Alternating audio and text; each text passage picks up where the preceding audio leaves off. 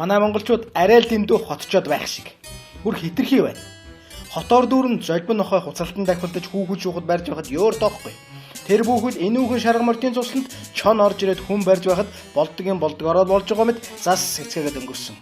За харин тэгсэн өнөөдөр морьтой хүн хараад ёстой хоолой багалзуураа хавтал оролцоож муулах үгээ олж ядан сүржинцгээлээ. Хотын соёл бишээ мал минь. Жавхлаа чи наад адууныхаа баасыг өөрөө цэвэрлээрэ. Хотыг маань гутаалаа гэж ирээд дайн дайжин болох нэ болох нь.